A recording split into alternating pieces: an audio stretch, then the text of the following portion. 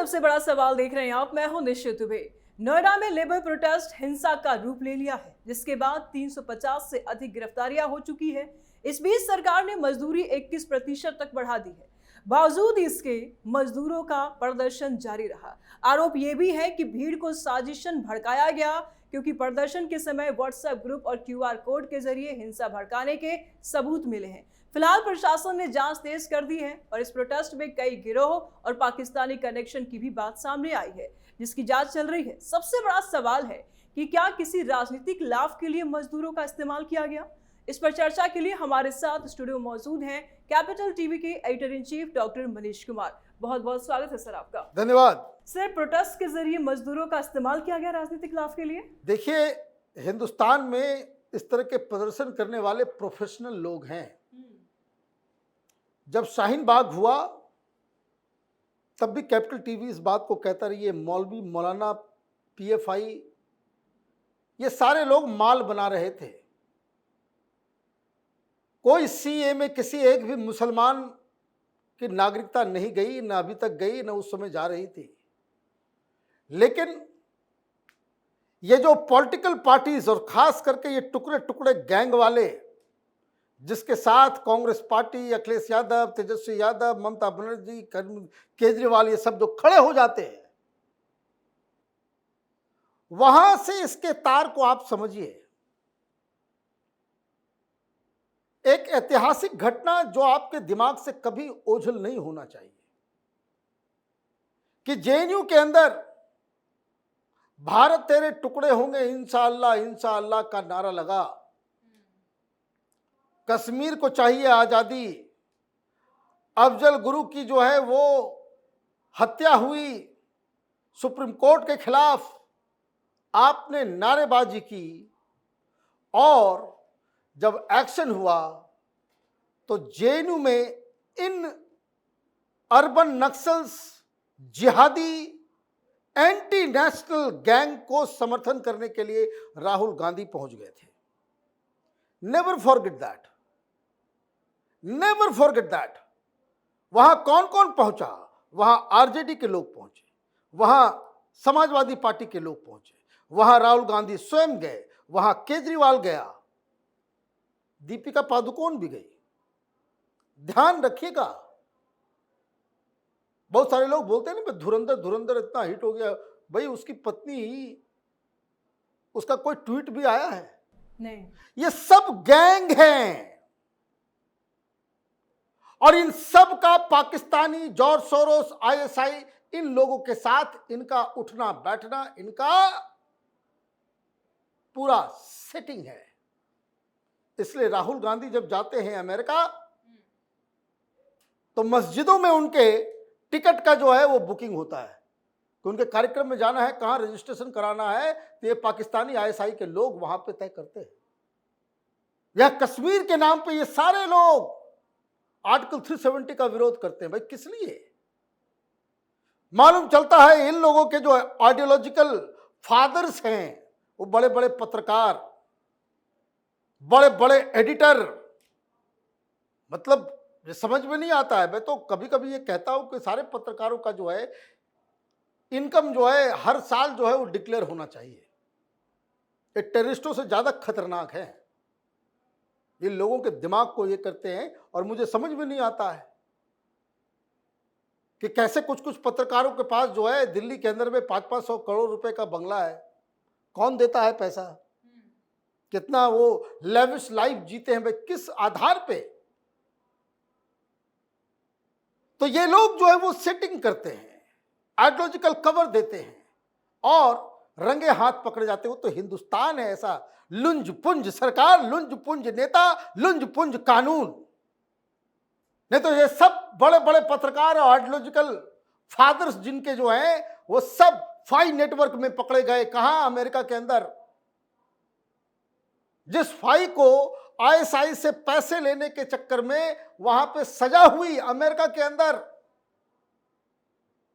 और उसके सेमिनार में ये लोग जाते थे। ये बातें मैं इसलिए कह रहा हूं कि this is the background, you must understand, you should not forget. और वही लोग हैं जो ये शाहीन बाग में नजर आते हैं। यही दलाल किस्म के लोग, हाँ अन्नदाता अन्नदाता, ये अन्नदाता है राकेश टिकैत। ये जितने किसान नेता हैं अन्नदाता हैं। भाई पॉलिटिकल पार्टी की मजबूरी होती है, सरकार की मजबूरी होती है कि उनसे बात करना है। हमारी आपकी क्या मजबूरी है? इन दलालों को, ब्लैकमेलर्स को किसान नेता बना करके बैठे हुए हो। हमने तो आज तक नहीं देखा कि किसी भी किसान नेता को कोई किसान आत्महत्या करता है तो उसके मुआवजे के लिए कोई धरना प्रदर्शन पे बैठता हो। दलाली करने के लिए सारे आ जाएंगे, चुनाव होगा तो कटोरा लेकर के पहुंच जाएंगे। हर उम्मीदवार से जो है वो पैसा वसूली का धंधा है इन लोगों का। तो मुसलमानों, किसानों और अब मजदूरों, अब ये राहुल गांधी एक ही लाइन में बोलते हैं सब कुछ, किसानों और मजदूरों को इकट्ठा करेंगे। लीजिए ऐसे इकट्ठा करेंगे। सैलरी कम मिलती है, बिल्कुल सही बात है। डिमांड चाहिए उनको, जो सरकारी तरीका है, जितना जो फिक्स किया गया है उसको उतना नहीं मिलता है, ये सही बात है। आपकी मांग जायज है। मजदूरों को वो सैलरी मिलनी चाहिए। प्रोटेस्ट करते हैं तो उनको प्रोटेस्ट भी करने देना चाहिए अगर मुद्दा ये है तो। Absolutely no problem. उनके काम करने की व्यवस्था, उनके काम करने का वर्किंग आवर्स, उनको मिलने वाली सहूलियत, वो सब मिलनी चाहिए। और इसके लिए वो धरना प्रदर्शन करते हैं तो उनको बकायदा ये लेजिटिमेट राइट है उनका कि उनको आप जगह देकर के पुलिस की सिक्योरिटी में आप उनसे धरना प्रदर्शन करवाइए, क्योंकि सरकार तक ये सारी आवाजें जानी चाहिए। और सरकार उसके बाद ना करे तब तो कोई बात है, लेकिन पहले ही दिन आग लगा दोगे। क्वेश्चन ये नहीं है, सवाल ये है कि पहला पत्थर कहां मारा गया। आप पुलिस को टारगेट कर रहे हो। पुलिस से लड़ना है। पुलिस से कौन लड़ता है? जिनको स्टेट से लड़ना होता है। ये Rahul Gandhi, Congress party fight is against Indian state, तो आप पुलिस को टारगेट करेंगे। कंपनी वालों से बातचीत हो सकती है, आप जो है पीआईएल डाल सकते हैं। कोर्ट खत्म हो गया, सरकार के पास अर्जी आपने दी और डिमांड किया तो धरना प्रदर्शन किया। भाई रोड जाम कर दो, कोई दिक्कत नहीं है। पहले ही दिन आपको मैं बताऊं कि अपने स्टूडियो से मैं घर निकलता हूं, रास्ते में 63, 62 पड़ता है। हर कंपनी के शीशे तोड़ दिए गए। किसी कंपनी में काम करने वाले लोग वो तोड़ेंगे? नहीं तोड़ेंगे। कौन तोड़ रहे हैं? तो ये बाहर से आई है, अर्बन नक्सल्स हैं। मार के तो खत्म कर दिया गया जहां इनकी हुकूमत चलती थी। नक्सली तो खत्म हो गए। ये अर्बन नक्सल जो है पॉलिटिकल वर्कर्स बनकर विपक्षी पार्टियों के अंदर ये घुस गए हैं। अब जब इस तरह का हिंसा होता है तो ये प्री प्लान्ड तरीके से होता है। कोई अचानक से ऐसा नहीं हो रहा था कि एक साथ जो है हर जगह। तो इनको मोबिलाइज कौन कर रहा था? तो मालूम चला कि व्हाट्सएप ग्रुप सैकड़ों की संख्या में बनाई गई, क्यूआर कोड भी, और उससे क्यूआर कोड से लोग जुड़ते चले गए। भाई गरीब मजदूर है, उसको लगेगा कि हाँ भाई सैलरी बढ़ेगी, चलो हम भी चलते हैं। आपने ये किया और भीड़ में पीछे से जो है ये कपड़े मुंह पे बांध के ये नक्सली, ये पॉलिटिकल पार्टी के दलाल, एक्टिविस्ट, और इसमें तो दो कांग्रेस पार्टी के लीडर भी का भी नाम आ गया है ना, कि उनके हैंडल्स के भी नाम आ रहे हैं। तो आप सोशल मीडिया के जरिए ये भड़काने का काम कर रहे हैं, तो ये सब निपटेंगे, ये सब निपटेंगे। और सरकार को तो मैं बार बार इस बात को कहता हूं कि नार्को पॉलीग्राफ टेस्ट को जो है एक टूल बनाइए, जो इस तरह की हिंसा जो पूरा का पूरा, भाई आप 4 बार ऐसा कर दो नोएडा के अंदर में, कंपनियां उठ के चली जाएंगी। भाई अपने ऑफिस में आग लगवाने के लिए थोड़ी कंपनी चलाएगा कोई, वो कहीं और चला जाएगा। तो ये कहानी आप ये समझिए, ये बेसिकली योगी आदित्यनाथ, प्रधानमंत्री मोदी को बदनाम करने के लिए, उनको घेरने के लिए आप जो है अर्बन डिस्टर्बेंस करना चाह रहे हो कि नोएडा में करेंगे तो हर जगह आपको मैं बताऊं, 2-3 टेलीविजन चैनलों को लोगों ने घेर लिया, ये नक्सली सब, कि तुम ये खबर हम लोग के हिसाब से क्यों नहीं दिखा रहे हो। वो घेर करके वहां बोल रहे कि भाई दिखाओ हमारे को।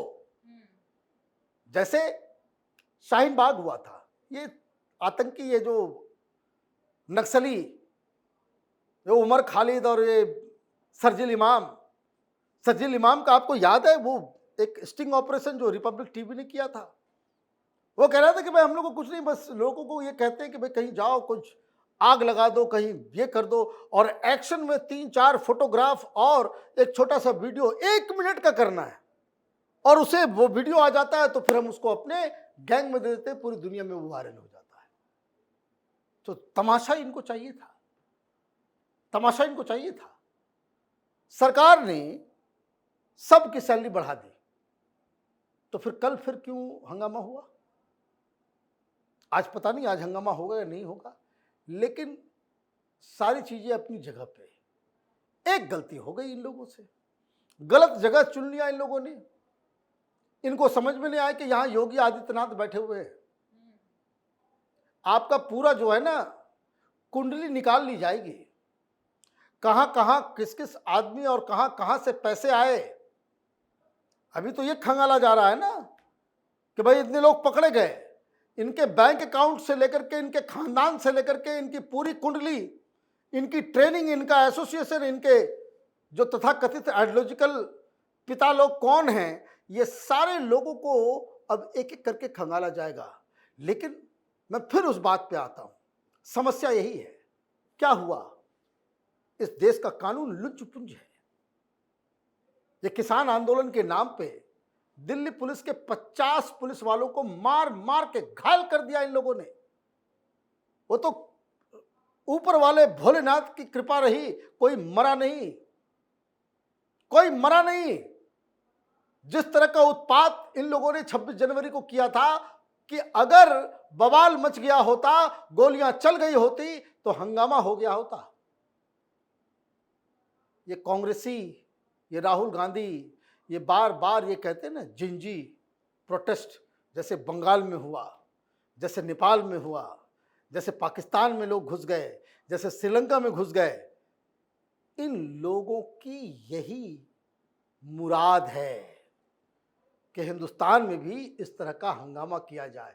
इसलिए सतर्क रहने की आवश्यकता है, कानून में बदलाव करने की आवश्यकता है कि इस तरह की उद्दंडता, इस तरह की हिंसा भड़काने वाले लोगों के लिए लंबी सजा का प्रावधान हो। होगा क्या, इतनी भीड़ में आपने पकड़ लिया लोगों को, वो कोर्ट में जाकर के वहां खड़े हो जाएंगे बड़े बड़े वकील खड़े हो जाएंगे, सबको बेल मिल जाएगा। तो ये कहानी है, तो एक साजिश रची गई, इसका पर्दाफाश होना है। इन लोगों ने योगी आदित्यनाथ को टारगेट किया, जिसमें वो पूरी तरीके से फेल हो गए। बहुत शुक्रिया सर तमाम जानकारियों के लिए। धन्यवाद। फिलहाल सरकार ने मजदूरों की सैलरी 21% बढ़ा दिया है, लेकिन अब वो भी नहीं बचेंगे जिसने अपनी सियासी रोटी सेकनी चाहिए। फिलहाल सबसे बड़ा सवाल में इतना ही। वीडियो को लाइक करें, ज्यादा से ज्यादा शेयर करें, चैनल को सब्सक्राइब करें। जल्द मिलते हैं नए अपडेट के साथ, दीजिए इजाजत, नमस्कार।